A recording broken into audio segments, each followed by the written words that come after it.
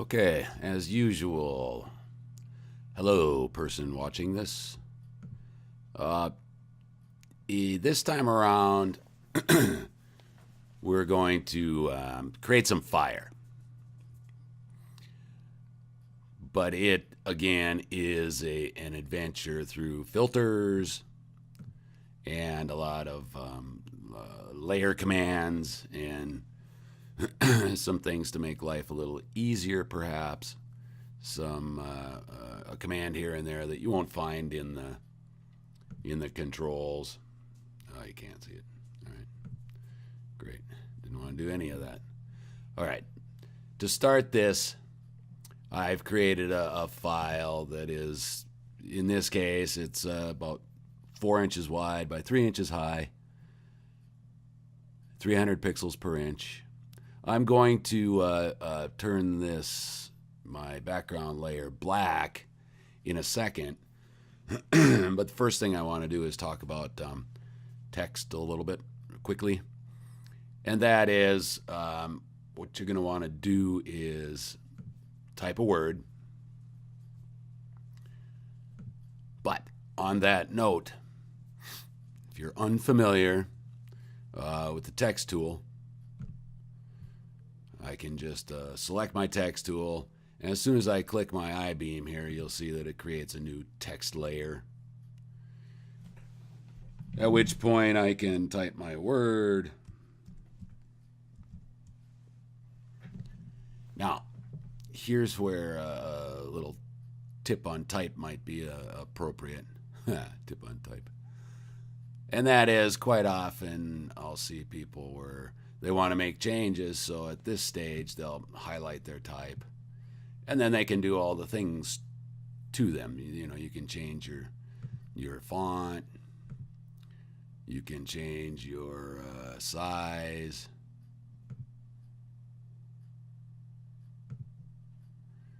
you can change the color. But thing is, this is kind of hard to judge, you know, what with it all highlighted and stuff. I mean, it's blue type, so it shows up as gold, because I've got that selection box all around this thing. So just a little, like I said, a little tip. If you've got the type tool selected, I go over and just click the appropriate type layer, and my baseline goes away, and so does my highlight box, but it still allows me to do all of my manipulations to that, and I can see it happening real time on the screen, proper color. You know, the fact is, you don't have to do this, but it's just a little tip. So with type tool, make sure you're on the type layer, and then you have all of your controls, and you can, you know, see it without having that black box around it. All right, that's all that was about. And I'm going to dump that one because I'm not going to use that one. For this deal, I want my background color to be black. So I can just type Option delete, and it will fill it with black. Or if I just said Command I, Control I on a PC, it will do that too. What it's doing is it's just inverting your colors. I for invert. So once again, either Command I, or in this case, or in another way, it would be Option delete. All right, so I have a black background, and I'm going to turn it off for a second because I want to type a word. In my case, making fire, so I used hot. I want my text to be, I'm putting it in the middle here because I need some room to build some flames, and I just need some room. So I'm going to stick it right in the middle here. I could even drop it down a little bit, but don't, depending on how tall you want your flames to be. And I want my text to be white. So again, I'm on my text layer, but I don't have my text controls. So I want to make sure I've got my text tool and I'm on my text layer. And this little box up here, I can click on that, takes me to my color picker, and I'm going to pick white as my text color. And then when I go back here, you'll see I've got white text on a black background. Now, what I want to do is create a layer that is a composite of these two layers. In other words, I want a single layer that has the word hot, or your word, in white on a black background. But I want to keep these individual layers. So this is part of our layer command adventure. And one of the things that, I'm going to move this in so we can see the pop out, fly out. You would consider this a merge function, merging these layers. In this case, I would want to merge down, put hot down on the background layer, or, which is the Command E, or in my case, both layers are visible. I've only got two layers, so I could actually look at merge visible, which is Shift Command E. However, if I do merge visible or merge down, you'll see that it composites them onto a single layer. I don't have my individual layers anymore. So what I'm going to do is take the basis here, merge down, Command E, merge visible, Shift Command E, and I'm actually going to add the Option key to the mix, which is not here. So it's maybe something new that you're going to learn right now. I don't know.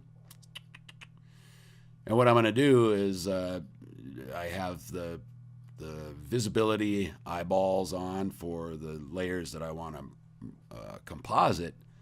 So I'm going to hold Command, Option, and Shift, all three of the modifier keys, and then type the letter E, as in Edward. And now you'll see I have a composite layer of those two layers, but I still have my original layers. I will use this command a lot throughout the course of these tutorials. If you watch this tutorial only, well, I'll probably use the command a couple times. So, but it's very valuable, in my opinion, key sequence. Okay, once I have created my composite layer, I can leave these on or turn off the visibility. Either way, doesn't matter. As a matter of fact, I'm going to turn them off because the next command may make you say, what? Well, not the next command. In the near future, you may say, what? So what I want to do with my composited layer is I want to rotate it. So I am going to go up to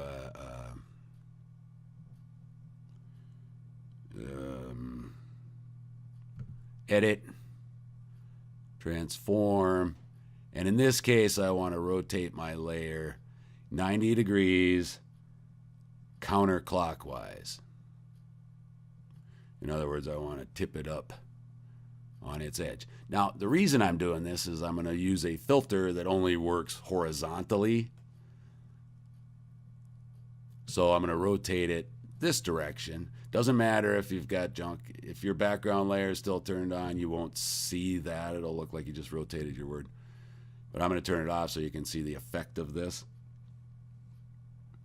Because once I've got it rotated counterclockwise, I'm going to use a filter which is the wind filter. So I'm going to go to Filter, Stylize, Wind. And I want my wind, my method to be wind, and I want it to go from the right. Because see, what it's going to do is put these little spikes, which I'm going to use as the basis of my flames.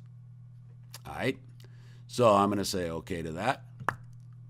And you'll see I get a little bit of the wind filter occurring, and that's why, again, if you've still got your background layer on, you won't see it on the edge. But if you turn this off, you might say, hey, why is that down there? Is that going to wreck my thing? It's not. You won't even know it's there after a while. But I don't quite have enough to make any decent flames. So what I'm going to do is I'm going to run that filter a couple more times. So under filters, the last filter I ran shows up as the first command under Command F. So that allows me to just work from the keyboard and say Command F. So I ran the wind filter again. I want to do it again. And I'm going to try it one more time. Yeah, I think that's overkill, so I'm going to undo that last one. So that looks pretty good to me. So now what I want to do is put my type back into proper orientation. So once again, I'm going to go to Edit, Transform. This time I'm going to rotate it 90 degrees clockwise. Counterclockwise the first time, put it back clockwise. All right. So your file should look something like this, and no, do not worry about the little spikes down here. Because again, if I turn on the background layer, you won't even know they're there. And I think I'll leave that on from here on out. Now, what I need to do is I need to blur this, and then I'm going to colorize it.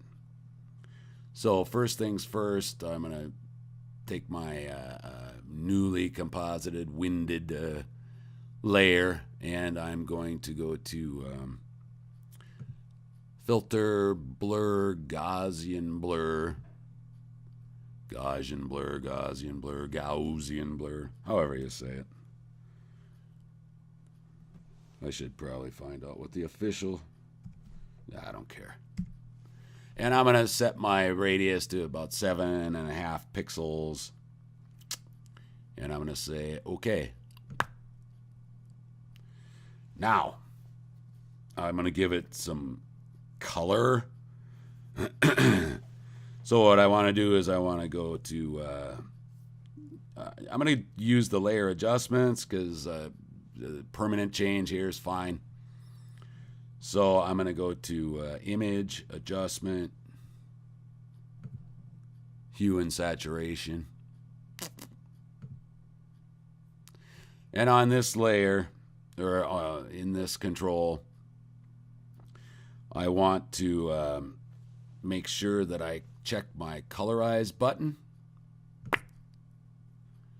And then I want to set my hue to 40. I want to slam my saturation all the way over to 100. And I'm going to leave my lightness at 0. And I'm going to say OK to that. So what I should have is my type looking as though it's got an orange aura. And I'm going to duplicate this layer. So any number of ways to do that. I'll just drag it down onto the new layer icon. And on that topmost layer, I'm going to go back into hue and saturation. And I'm going to create a different colored layer. So image, adjustments, hue and saturation. This time I'm going to leave my hue at 0. I'm going to take my saturation all the way over to 100. Oops. First things first, don't forget to check the Colorize button, like I did. Hue's at 0. Saturation is at 100. And my lightness I'll leave at 0. So now this one should look red. Yeah. I'm going to say okay to that. Now on my red layer, I'm going to change its blend mode to color dodge. And you'll see now I'm getting kind of a yellow, white, orange, starting to look fire-ish-y. Now this time I want to composite these layers, but I don't necessarily need to maintain the individual layers. Like I could if I wanted to, but that might get a little confusing. So what I'm going to do is make sure that I have my latest one, the red one with the color dodge blend mode, and I'm going to merge down, which is Command E. Let me move that back in so you can see it. Merge down, Command E. Pow! So what it's done is it composited the effect of those two layers together. So now I've got the yellowy orange. So I'm mixing the orange with the red, and there you are. All right, now it's time to make some flames. So again, in the filters, this time I'm going to go to my filter, liquefy, and I'm going to, oh, that's way off the screen, huh? All right. Over in my controls over here, let me see if I can make this screen smaller so it fits in our deal, our window. All right, come on. Sorry about that. There we go. All right, I just need to see my flames. All right, so I want my, in this case, I'm going to set my brush size to 50, 50. I want my density at 100. All right. And my brush pressure for this go, I'll set it at 80.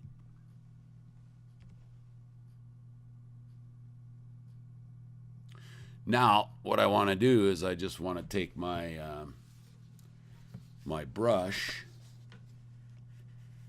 and I essentially want to create some flames. So what I'm going to do is just kind of wiggle and pull up. You know, not too much. I want to make natural looking flames. And with the liquefy filter, I can, you know, I can pull the black back down into the orange. Oh, that's nice. Oh, that's nice. Oh, I didn't like that too much. All right. And so I just, what I'm doing is some of the more of the major sort of flame, what do they call those things? Flames? Yeah, whatever. So I wiggle a little, but not too much. I'm just trying to get some natural looking fire.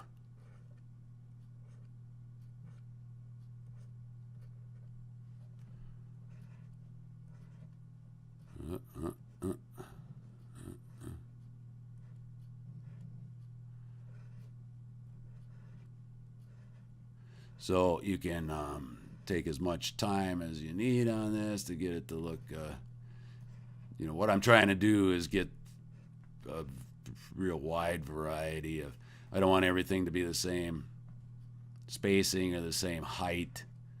It just tends to look unnatural that way. So I'll want some flames higher, taller than others. I shouldn't have messed with that one. That was pretty good looking to begin with. All right, whatever.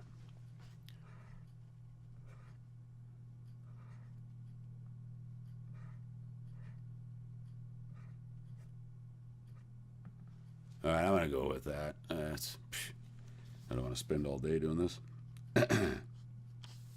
So you want to wiggle and pull up your simu flames. I just made that up.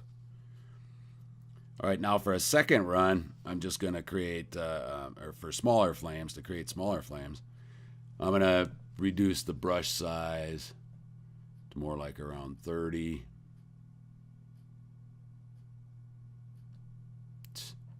Type in the numbers. And I'll keep my pressure at about 80. And I'm just going to go with the second pass that's, you know, grumble, grumble, grumble. You see, I'm kind of almost creating some smaller flames in the foreground. It's not as I want to pull a little bit of yellow. I don't want to deform my text too much. A little bit. All right, close enough. I'm gonna go with that. I don't like that little wiggle there, but in the sake of time, which you may be saying it's too late, we're already too deep, this is taking too long already, I'm gonna stop. Let's see. I'm using the warp tool. You should know though that there is a tool underneath it. It's the Reconstruct tool. So in other words, if I go over that, it just takes it back to what it looked like at the beginning, to my original state. I mean, all the way back to before I did anything. You can also reconstruct hitting some of these buttons options. So, you know, you can always take this back to where you started. All right.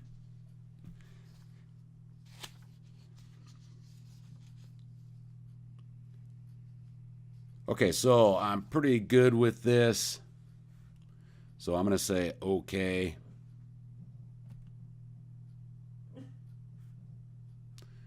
And that's what you see the result of the liquify filter.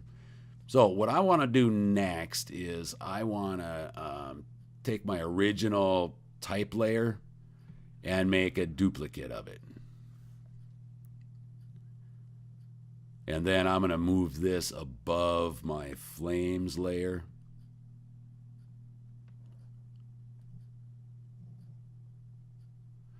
And I'm going to make it, I'm going to turn it back to black. So I'm going to make my original text black and lay it above, on top of my flame layer.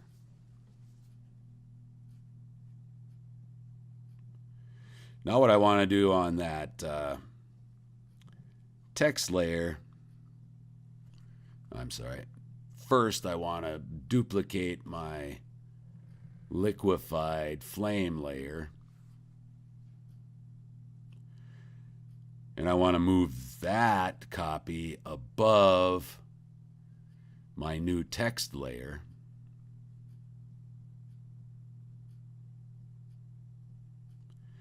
And I want to add a layer mask to this duplicated flame layer.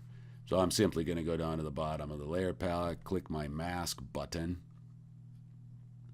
And in that mask, I want to run a black and white gradient.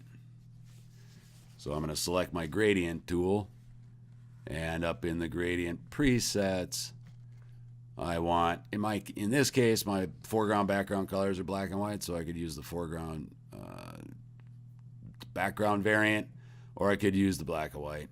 Either one of these two would work. They're pretty much the same at this point. However, I do want it to be a linear gradient. And what I want to do is I want to drag from the top of the text area down to the bottom of the text area. You can hold shift to drag it straight. So this is essentially what I want it to look like. You'll see it applied the gradient to the mask, so it revealed in the black areas, or the white, whatever, it revealed some of my type underneath. Now what I want to do is on that mask, I'm going to use the Smudge Tool, which is under the Blur tool, this teardrop shape. So that's probably what your toolbox looks like, toolbar. So hold on that, get the Smudge Tool, and I'm going to give that a soft brush, about 65 pixels in diameter. Yeah, close enough. And I want my strength at about 70%.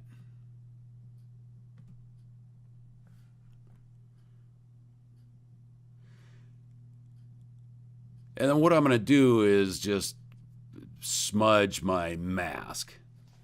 In other words, I'm going to hold Option and click this to show you I said Option. To show you a black and white version of what my mask looks like right now. Option, clicked it again to return. And what I'm going to do is just pull some of those blacks and the grays and the whites, and really just trying to commingle some of these, just to get the sort of the heat or the smoke or the steam interacting with the colors of the text. So I'm really just pushing the grays around on my mask, and when I'm done here, I'll show you the result, or what I was really doing.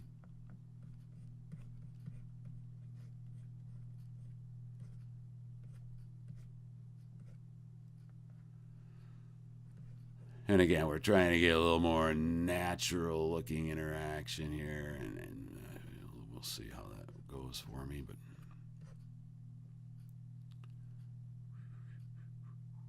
all right, I'm gonna go with that. Now I'm gonna Option click my mask again so you can see what I've done with the Smudge Tool.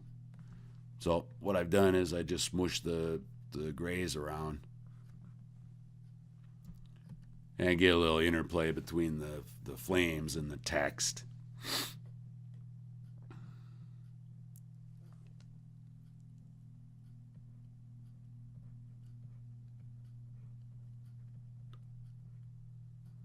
Okay, so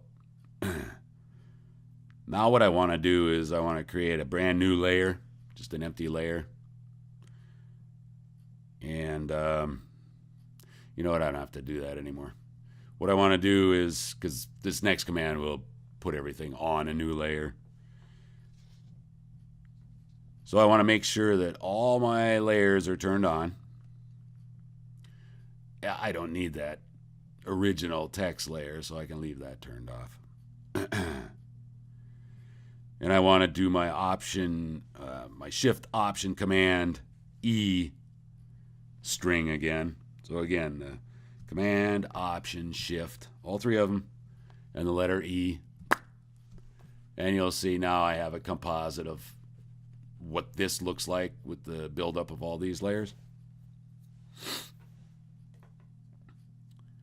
And on this layer, I want to change my blend mode to screen. And I want my opacity at 50%. Come on.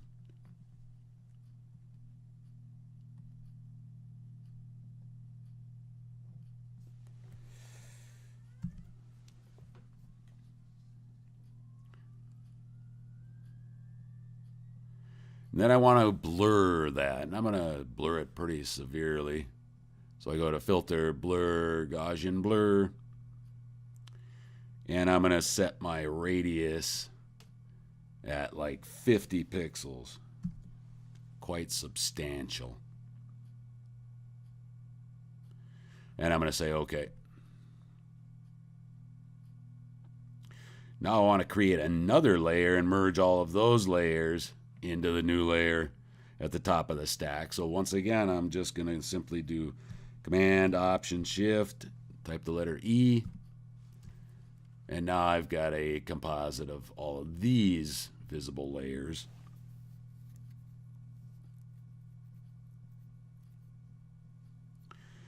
And I want to set that blend mode to screen once again.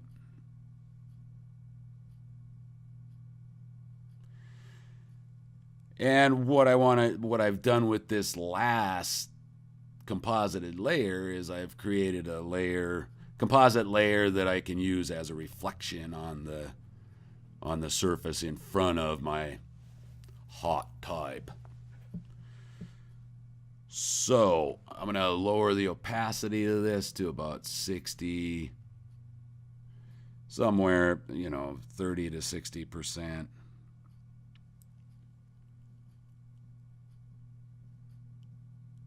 Okay, 48, perfect, I like that. And what I'm going to do is I need to flip this over, but simple way to go about things, and this is typical of making reflections. I'm just going to open my window up to give me a little drag space. And with my topmost layer highlighted, I'm going to say Edit, Transform, Scale. And what I'm going to do is go up to the middle control handle, top and middle, and I'm actually going to pull it down and through past my bottom handle. And then I'm going to go grab that original bottom handle, pull it up a little bit, and then I'm just going to move my reflected text into place, and I can manipulate the scale some more if I decide. All right, that looks pretty cool. I'm going to go with that. And I'm going to commit to that transformation by clicking the little check mark up here. Missed.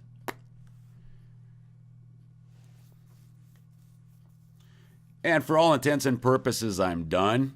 But let's say that you wanted a little texture on the floor here, so to speak. We'll call it a floor.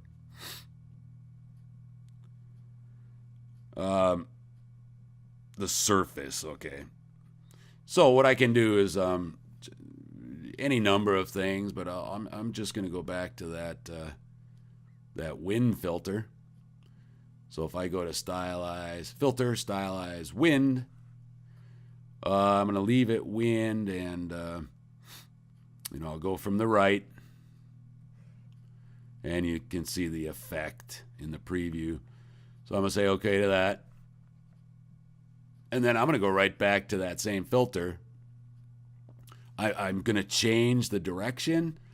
So in this case, I don't want to do the Command F. I want to go back to the filter itself. And this time I'm simply going to change the direction from right to from the left. And again, you'll see now it sends my wind filter the opposite direction. So I get this, I'll zoom in a little bit here. So now I get the clear type, but the surface that it's reflected into has a bit of a texture. So depending upon what you want to do, all of those are optional, and you can do what you want.